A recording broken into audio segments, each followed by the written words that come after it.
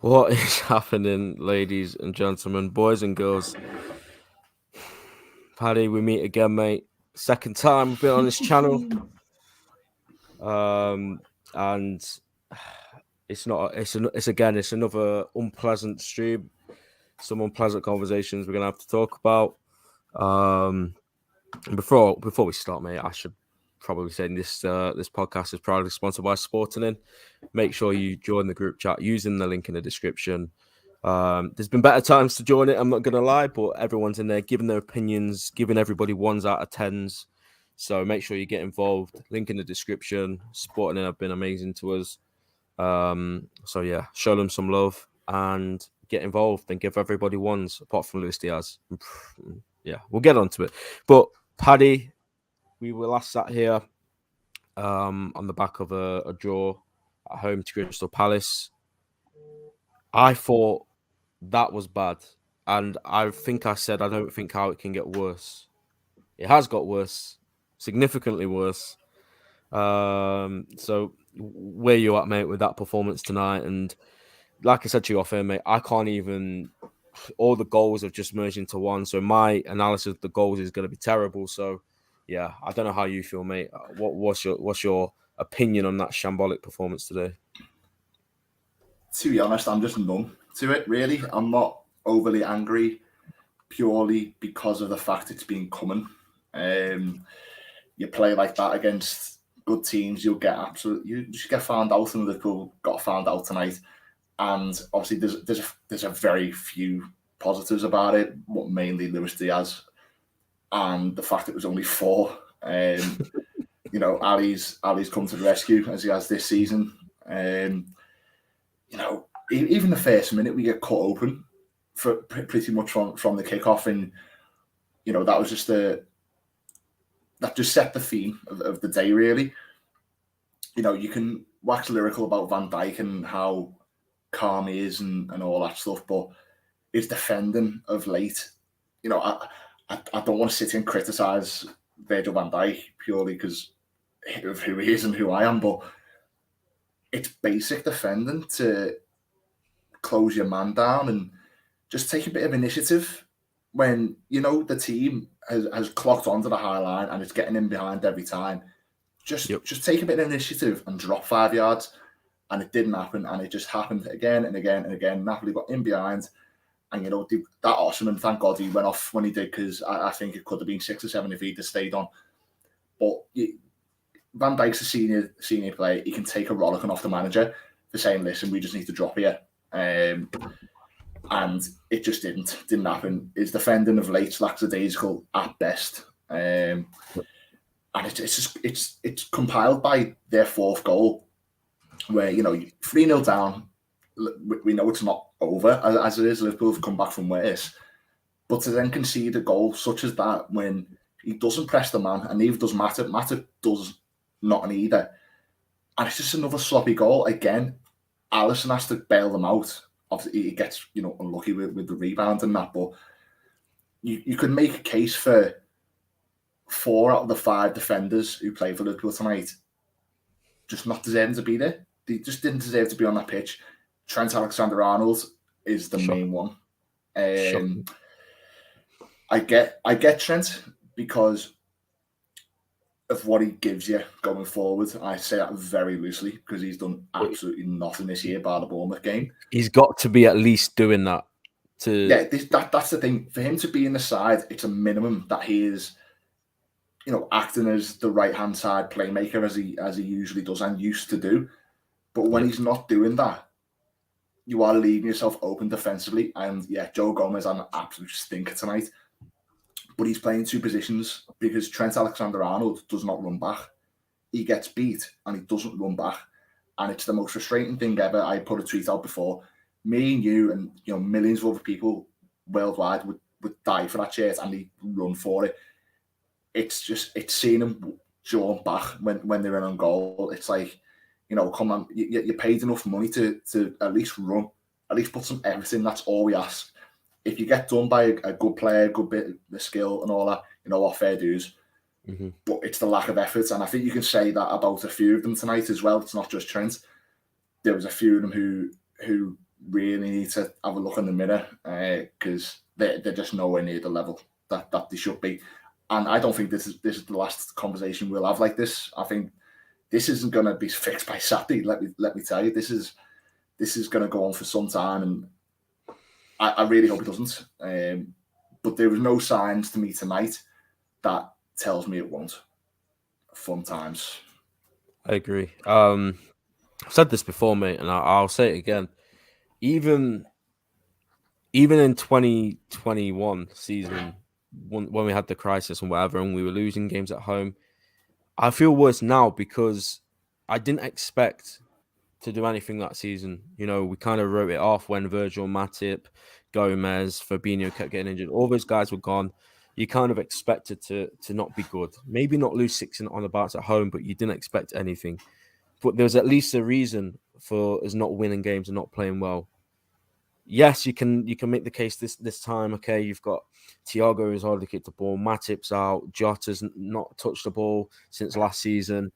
All these guys, whatever, fine. But those guys, 8 of those players that started tonight have been in this spine of this team, the greatest team me and you have seen in our life. They look like strangers to me. They look like absolute strangers. They looked like they hadn't kicked a ball before, and that's not right. After 6 or 7 years of Klopp building this team, bringing these guys together, that team should be okay. Fine. Me and Connor on the preview show yesterday, we expected a very tough game. I've been telling everyone I know that. You know, it's gonna be the toughest game for us in the Champions League group stage by a country mile. We've not won there. We've had them in our group twice. This is the 3rd time. Never won there. So I expected a tough game. I expected to go into the game and even if we drew, not be happy, but I wouldn't be fuming. And now, what would you do for a draw? I expected a lot more. And when I saw the lineup, I'll put the lineup on the screen now. I always back the manager. I always try my hardest, but he's making it tough. And I'm not saying that I'm right and he's wrong, but when Joel Matip is available, you can't play Joe Gomez. I'm sorry. You can't. Joe Gomez, for me, he's had a chance now to come in this Liverpool side and prove a point. He's had chances and chances and chances. Matip and Konate are both injured. Gomez comes in. He's not been good. He was good in the derby, in all fairness. I think that was probably his best performance. But tonight, absolutely shocking. It's not just him, it's all of them. Like you said, Trent, Robertson is absolutely shambolic right now. I have no idea what's going on with that guy. Virgil van Dijk the same, Trent the same, and then the midfield. It's just not on like. And the main problem is like I can't even dig the manager too much because 8 out of the starting 11 tonight started when we played Napoli 3 years ago. So it's not his fault. Like he's not been given the tools to progress in this team. We've always been told a team at the top has to keep refreshing to stay on top. Yet tonight we've gone in with pretty much a mirror-like team that lost against Napoli before. And we're expecting a different result 3 years later when Milner's 3 years older, when Virgil's 3 years older, when all these guys are older. And there's no change there. Okay, Luis Diaz is absolutely, the standout player for us tonight. He can at least hold his head high.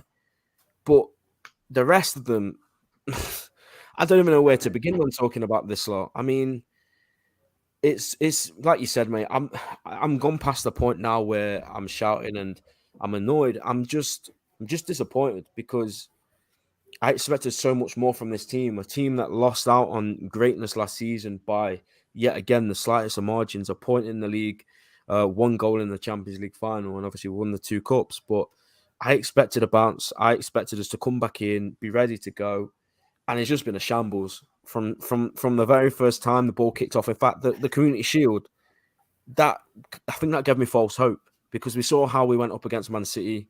And since then, mate, I don't know if you can explain what's gone wrong or what's changed since then, but we have not looked anywhere near the same side. And the Bournemouth 9-0 was just a freak game. That was just a game against a terrible side.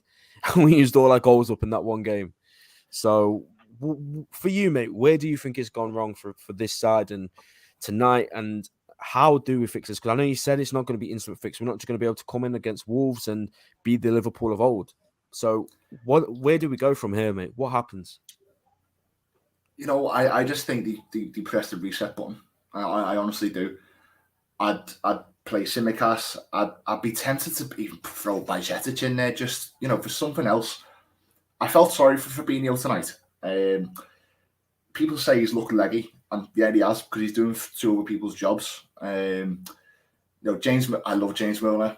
I won't hear a bad word said about him, but it's the fact of the matter is James Milner shouldn't be starting for Liverpool. At the age he is, at the stage of the club where it's at now, someone like him should not be starting for Liverpool. I personally don't think that. Yep. Harvey Elliott, again, another one tonight where you can maybe make a case for he was all right, he was fine, he tried to make things happen, but he, like Fabinho in a certain way, he's trying to do two things because the other one is completely just out of their depth at this minute in time. And I feel sorry for Elliott as well, because it's different having someone like Thiago next to you. No disrespect to James Milner at all, but it's just a different player. You've seen it when Thiago came on. There was a bit more control in midfield, and that has drastically left Liverpool when Thiago doesn't play. The issue is the midfield. It's literally as simple as that. Fabinho was the best defensive midfielder in the world when he had Jordan Henderson and Gini Wijnaldum in front of him. A consistent three-man midfield who realistically were never injured. Not really. Three players who knew each other, three players who knew the system inside out and knew what they had to give. James Milner can't give that for this system. He's fitter than I will ever be. I'll just put that straight away. He's fitter than most of us will ever be in our lifetime, but he's just not that level. Liverpool.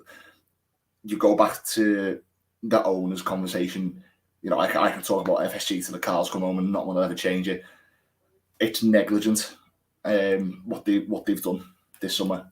What they didn't do even. And the worst thing is, there's no guarantee of next summer either, because I'm tired of all these journalists coming out and saying, "Oh, it's next summer." It never comes. Bellingham won't want to come to this team if it doesn't get better. So we've got a whole window.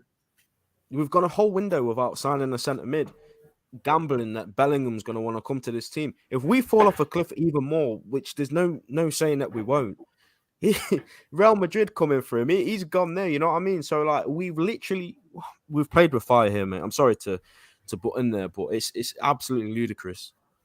No, I totally agree. We're not sacrificing the season, because we can only say that come May and see what happens in the league, Champions League, all that stuff. But it's an almighty risk to have gone into the season with a James Milner who's 37 years old, I believe, 36, 37. Hendo's injury prone. All of our midfielders are injury prone, bar Harvey Elliott and Fabio Carvalho. If I'm missing someone, please point me out. Curtis Jones is injury prone. His injury record is dreadful for someone his age. Ox and Keita they're just gone at this point. Granted, they wouldn't have made any difference tonight, purely because we just needed Thiago in there from the start, and obviously that's not his fault that he wasn't. That's just his body and the system. But I don't understand the logic behind not signing a midfielder this summer, because there are games like this where you're asking one fella to do three jobs, you're gonna get overrun. And it's the same with Gomez at right centre back. If you're covering for more of people's jobs than you're doing, you're gonna get overrun, and it just happened time and time again.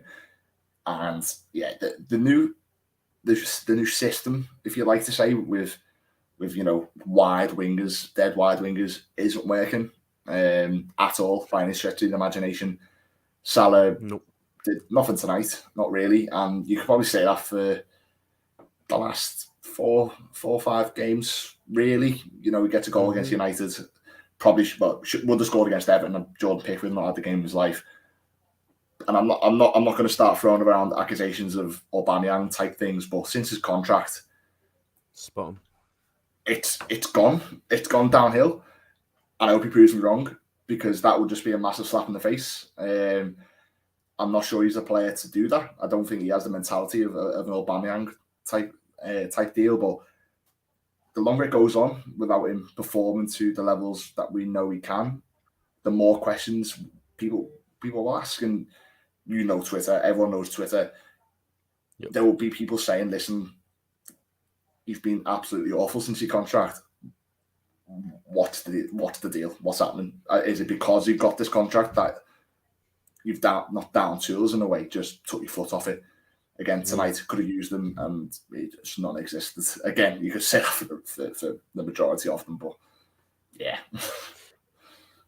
You make a good point there about Salah, and we have seen a tweak to the system change, and obviously the wingers are going far further wide, and obviously that's not something we've seen from Salah before, because everyone's always told us, oh, Liverpool fans think Salah's a winger, but he's a striker. Like, everyone's always said that to us, but now he's not even a winger, he's a right mid. And it's a good point, mate, because this is going to be bold of me to say, but I'm going to say it anyway.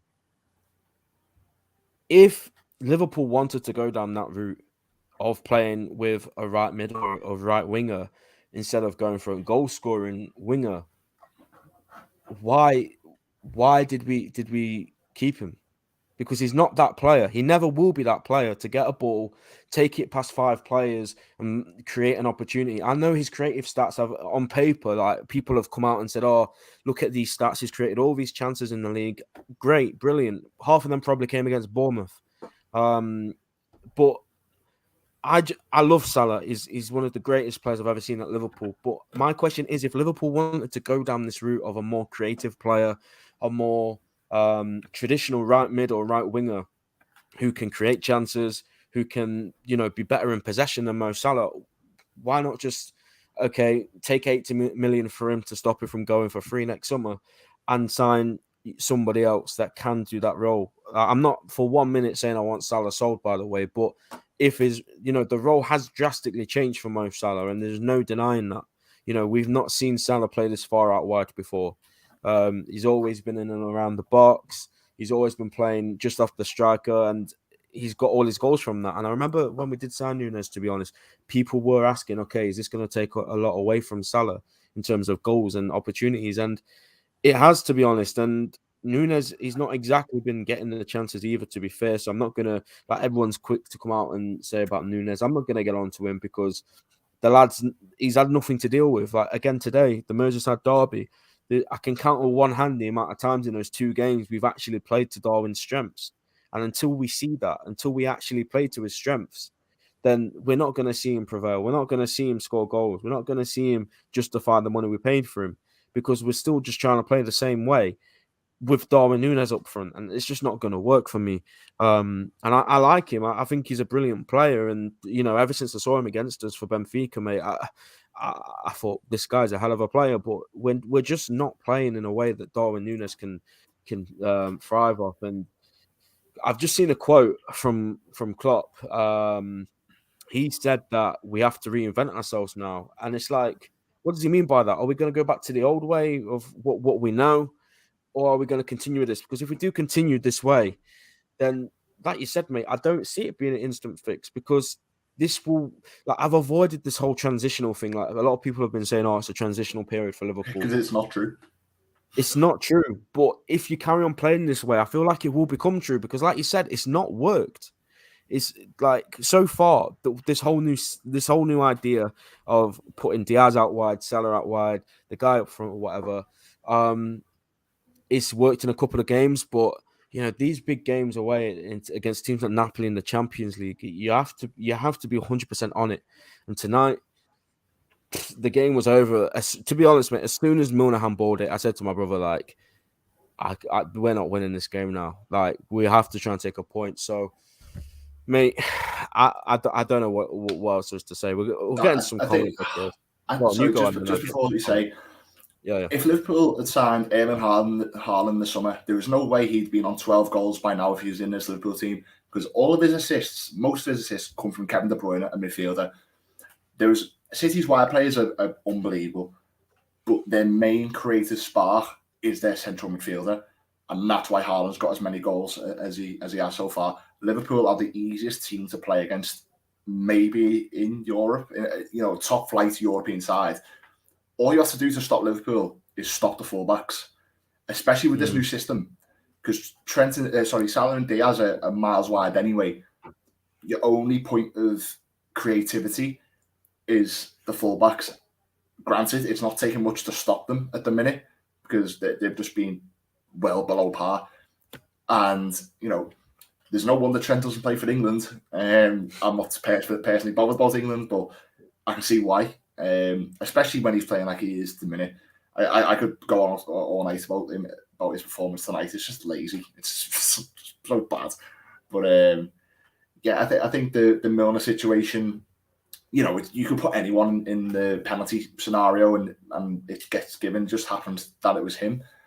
Mm-hmm. I mean, the second penalty, it is just a penalty. I think if that's down the other end, you're screaming for it. He stands on his toe. It doesn't matter if it's accidental or not. The fact is it's a foul.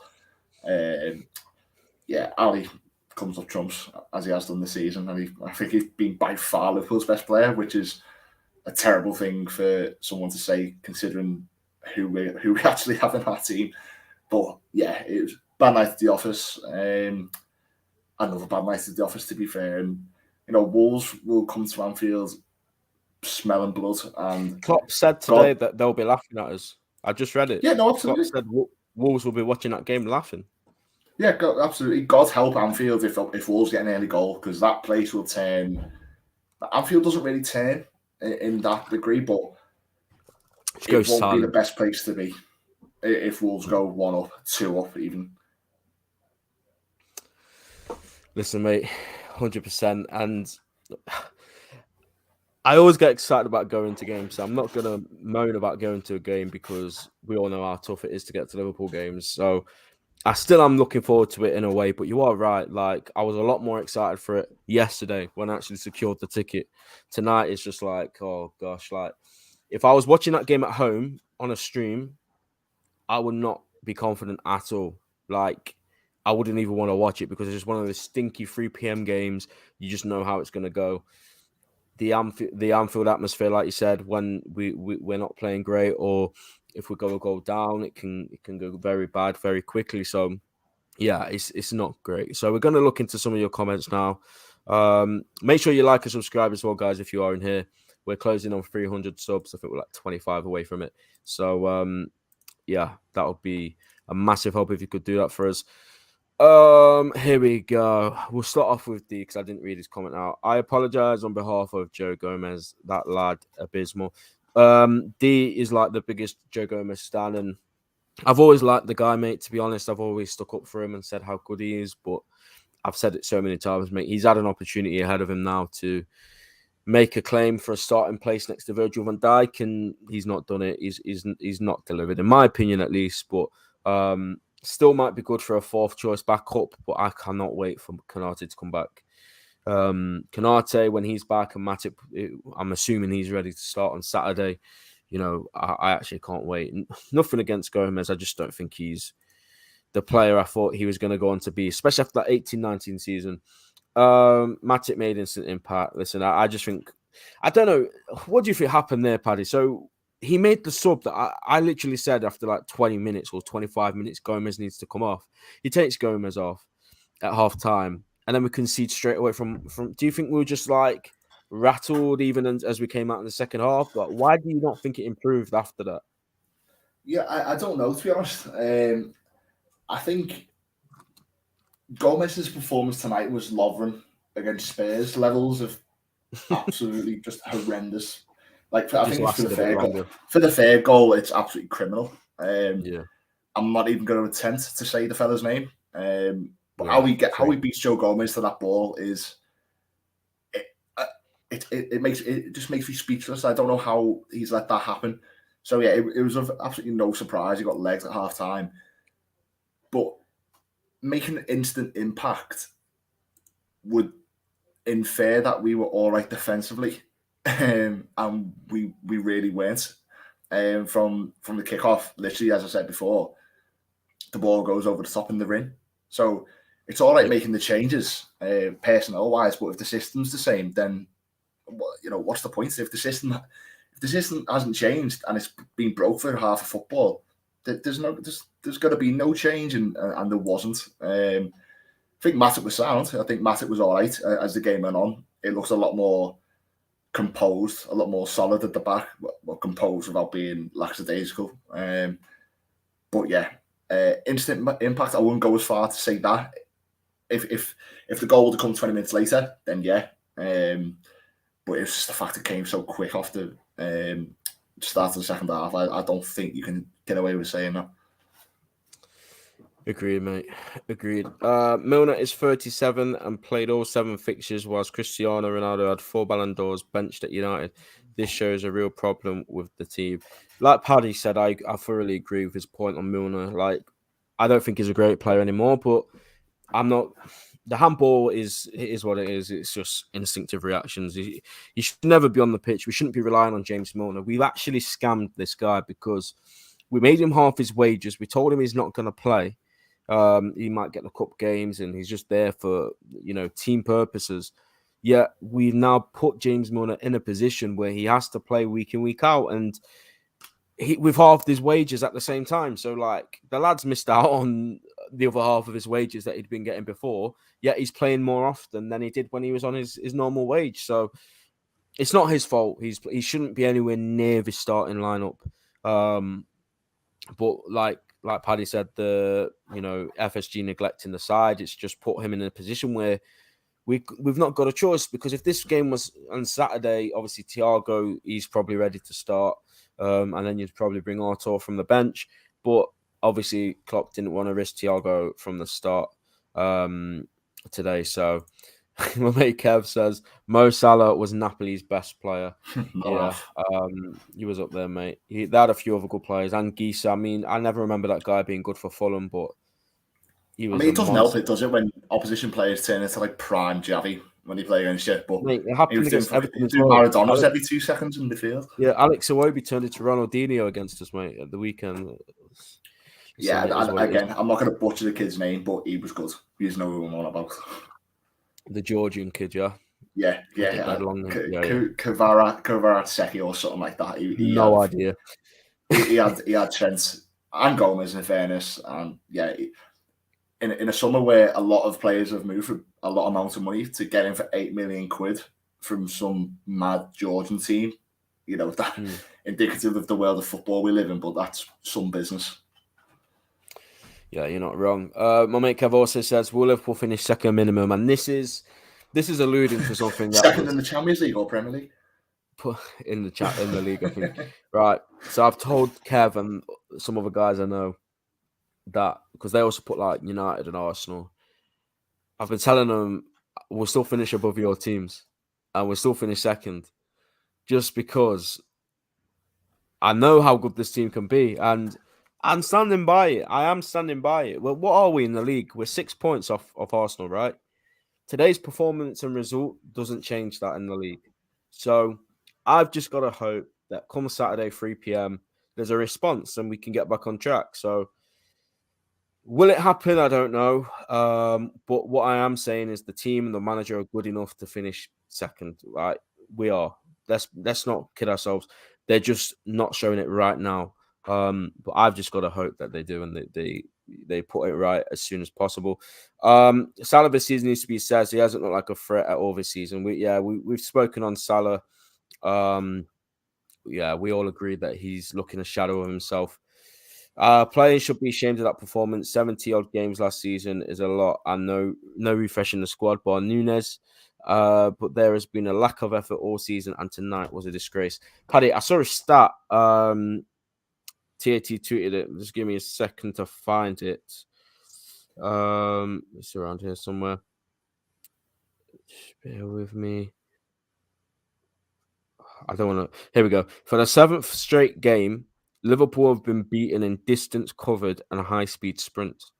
Now, that's unacceptable. That's unacceptable.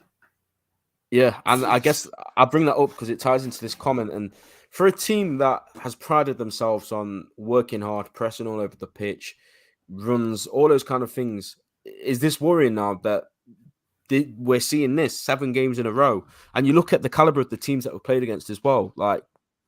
We should be doing, those stats shouldn't be there, right? So are you concerned now for this team that they might be, I don't want to say it, but phasing out kind of thing? I wouldn't go as far to say phasing out. As you say, there's still a hell of a lot of quality in Liverpool's team. Players just don't turn bad overnight. There's a lot of factors to bring into consideration. The 70-odd games is one of them. That's a long season. And you don't know how they're going to be affected mentally, purely because of how the season ended and, what it was in comparison to what it so very nearly was. Missing out on, immortality by a goal and a point. That's hard to take. Even as a fan, that was hard to take, let alone being an actual player. But the thing that worries me is in a couple of games this season, tonight being one of them, United being one of them, and the second half against Everton, there was no effort. There was no will to win. There was no hunger, which is the worrying thing. The thing that Shankly and Paisley used to do, and what you should do, as what City have done every year, is you strengthen while you're on top, and Liverpool haven't done that. Using the same players year in, year out, you're bound to get a drop-off. And, maybe this is the season Liverpool drop off. But then, assuming Liverpool still get top four, that's when next summer there's a big overhaul. I can deal with losing football games because Liverpool, no team's perfect. Everyone loses football games, but it's the manner in which you do. And the manner in which Liverpool lost that game tonight, as a fan who pays money to go to Anfield, who pays money to watch them, it was unacceptable. You can't lose a game of football like that. No effort, no defensive nous, no willingness to fight for the shirt, which is criminal as a football player, especially for the players who've been here for a long time. Trent, Verge, well, to be fair, all of them, because as we said, but there's only been about one or two new players in the last couple of seasons. They know what it means to wear the shirt, and tonight's performance, I wouldn't. You know what I would? I'd say it was embarrassing. It was just embarrassing. Embarrassing. You could think of a load of words to describe it, but as you said before, there needs to be a response on Saturday, because if there's not, then you go into Ajax. Needing to win. You put yourself on the back foot, and Liverpool have started plenty of games on the back foot this season. I could do without another one, to be honest. Yes, spot on. And they've got dangerous players all over the pitch. They've got a centre mid, which we were linked with. I don't know if we actually went in for him or not, but Matheus Nunes, Ruben Neves, we know how good he can be. They've got a very, very good team. It's going to be a tough game on the back of poor form, and we have to bounce back. And if we don't win that game, then I don't know what's going to happen. And I've just seen something else which has really annoyed me. I'll get onto that in a minute. I'm just gonna get into this now, right?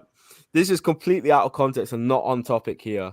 But Naby Keita, who Liverpool have left out of their Champions League squad, has been named in Guinea's squad for the international break in 10 days. I tweeted it out, mate. I literally tweeted it out the other day. He's being Mamadou Sakho'd. He's gone to the. I said it to me that before, yeah. He's gone to the German press in the January window. He's trying to get a move back to Leipzig or in the Bundesliga. It's not worked out for him, and now Klopp said, bye-bye, see you later. And we could do with him right now. As much as people would hate to admit it, because people think Naby Keita is a crap football player because he gets injured. Apparently that means you're not good at football if you get injuries. We could do with him right now. Like, even if you don't rate Naby, are you telling me that a 37-year-old James Milner is doing a better job than he could do? No. So I don't know who's at fault, if it's him for trying to push a move. This is just speculation, by the way. This is my opinion. But this isn't based on any proper information that TAT have had or anything like that. I must stress that this is just my conspiracy theory. But it's just not right that he's in the Guinea squad, yet we can't put him in our Champions League squad. I don't know if you have anything to say on that. But for me, that's just I agree with you. I agree with you. Like, it was all very coincidental. All the stuff that came out pre-Man United, saying I don't play enough, I don't do all this, and then for him to be injured the next day, it's And the thing about it is there's no return date. Yep. You know, I think there's every scenario Klopp has said, listen, you're not getting anywhere near the team because, you know, as Phil did, you know, to give him his credit, he performed for 6 months for Liverpool, probably maybe the best he ever did for Liverpool before he went to Barca. But you know, Keita's nowhere near him. He's nowhere near him. To say something like that, you've got to have something about you. And Keita, yeah, good player, fine. Made of wood. So what's the point? Liverpool should have got rid of him 2 years ago. But yeah, I know, I totally agree with you. I think there's something more to it than just an injury.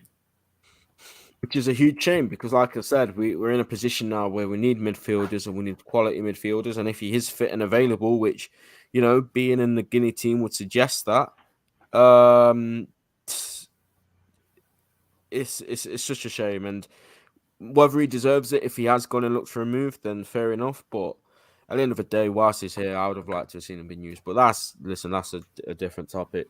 I just saw it come through on my phone, and I'm even more rattled now. But listen, I guess we'll finish off, mate, because I don't want to make this super long. Time's gone, and everyone knows what the problems are today, and everyone. That's just for time's sake. Allison he's exempt. We'll give him a 6, a 7, yeah, and then 7. Diaz probably gets a 7 or 8, and then the rest of them just give him 1s. Fair. I give Elliot a 5, Thiago a 6. The rest, yeah. I think you're right. I think Thiago, when he came on, and it's not a surprise to me that when Thiago comes on that he starts playing well, because he's just an absolute wonderful player to watch, and I'm begging that he starts on Saturday. You know, he will, surely. If he's fit, mate, he will. When you see Thiago at Anfield, it's a different ball game, isn't it? When you see him in the flesh. Oh yeah, he's unbelievable. I think I tweeted it.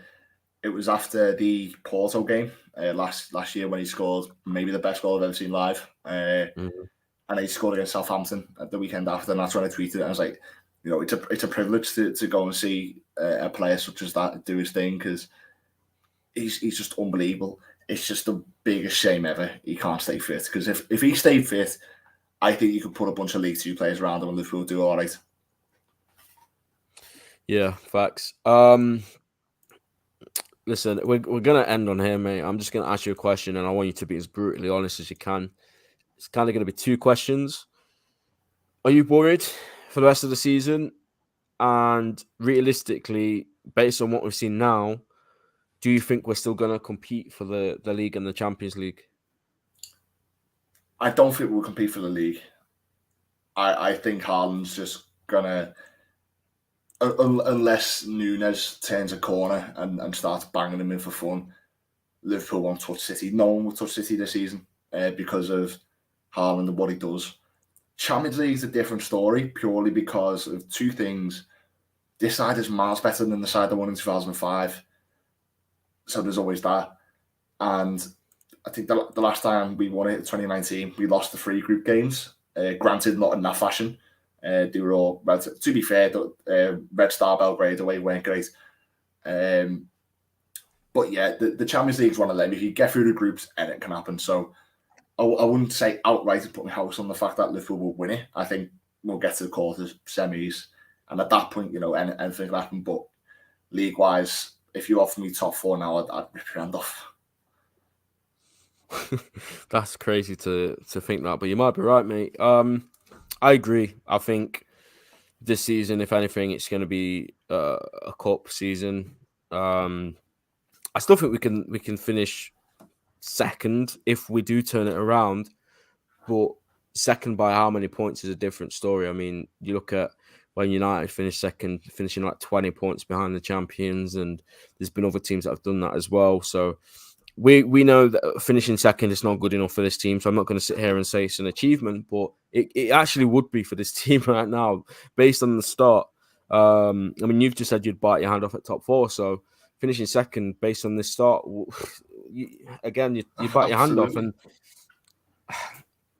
there's still the crazy thing is, right, in the league, we are only 6 points behind. And last year we did a 14-point turnaround. And I know this team was For some reason, whatever the reason is, we were a million times better last season. So you have to take that into account. But we did turn over a 14-point deficit. We have turned around things much harder than this before.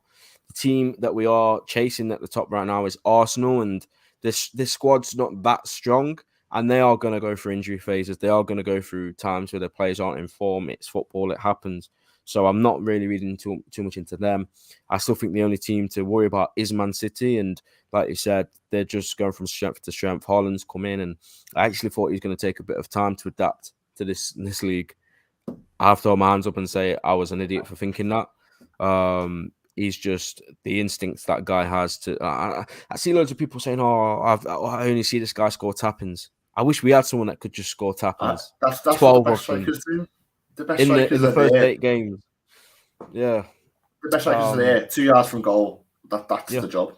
That's what the job is. yeah. Nunes, I'm not writing him off by any stretch of the imagination, but the way he peels off to the left does me head in. I don't know whether that's he's been told to do that, but you know he's a big lad, so just stick him in the box.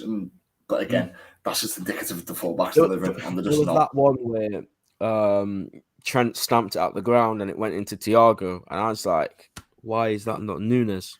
Even though we was already 4-1 down, I would have just liked to have seen another goal at that point. But yeah, no. Going back to my point, I think, like you said, City are just—it's not even close between them and us right now, and we're gonna have to hope for an absolute crazy drop off for them. The only positive is the only thing I'm looking at right now is if we can get into form before the World Cup, they've got pretty much every one of their players is going to be playing. We don't have that many.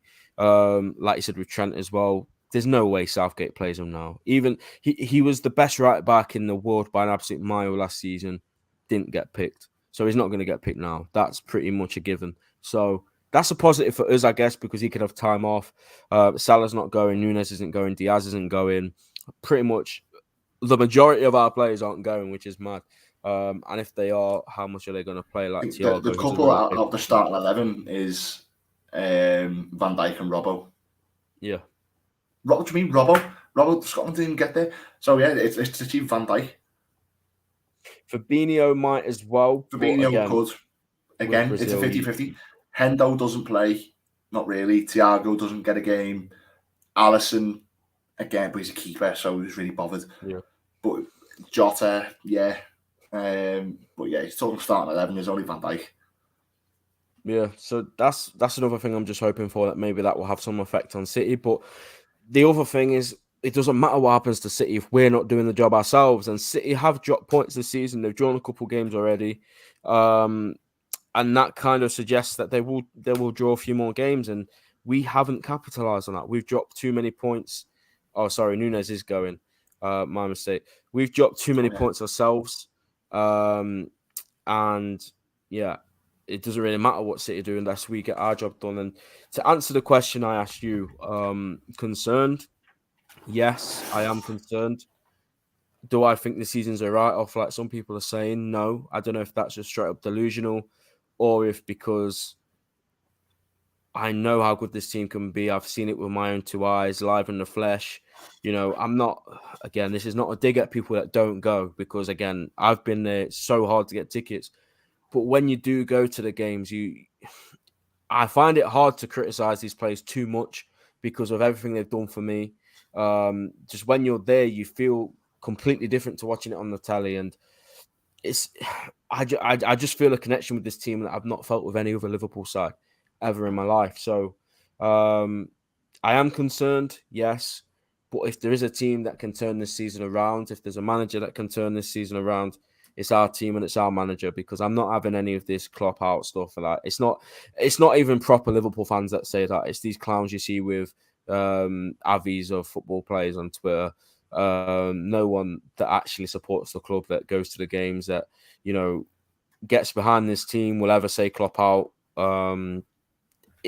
It can't get as bad. Like, it would have to generally be a relegation battle for me to even consider saying that. And people will say, "Oh, that's just stupid." Well, you might think that, but listen, a bit of bad form and people are going to start asking, "Are you Klopp out? Are you this about Klopp?" No, he will turn it around. I'm I'm pretty sure he will. And there's all this stuff as well about a resemblance between the Dortmund season and all of that. And I understand it, but again, we've got far too much quality within our side to, compare it to that Dortmund team. So we've just got to hope really that he does find a way to sort it out, whether that's changing personnel, whether that's changing tactics, whether that's changing the system. Who knows what it is? But like I said, if there's one man that can turn it around, it is our manager. And there's still a long, long way to go in the season. And it can only get better, really, mate. It can't get worse than what we saw today. So wait till we lose to Wolves. That'd be funny, wouldn't it? There we go. We're not going to get you on next time, mate, because every time you come on here, we don't win. So we'll give you a week off. But yeah, have you got any closing thoughts, mate? Because I do want to wrap this up because I'm not going to lie, mate. I'm not. Yeah, the people saying Klopp out just need to leg it.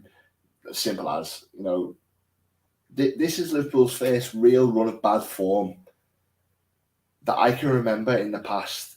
Well, discounting 2021 because we had no centre halves. With basically a full squad coming back, this is Liverpool's first bad run of form in. I literally can't remember off the top of my head. Probably 2017, maybe up to the Lovren thing at Spurs. That could be totally wrong. I'm just picking a game. So yeah, to be calling for the manager is a bit mad for me, completely honest. You should be calling for the owners first.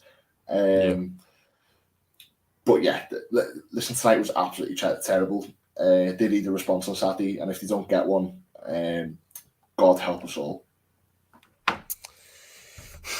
Listen, I don't have much more to say than that. I think you hit the nail on the head. But guys, before we wrap up, if you haven't already, please make sure you smash the like button. It's been very tough for me and Paddy to do this one. We'd rather be in bed after working and coming home to watch that shambles. So if you could return the favor, please drop a like and subscribe if you haven't. That would be massive. Thanks once again to our amazing sponsor, Sporting, for making this happen. Use the link in the description to join the group chat, have you say, and rate the players on how you saw fit today. So we'll be back after the next game, Wolves, hopefully after a win, when this stream can be slightly more positive. So take care, guys. We'll see you next time.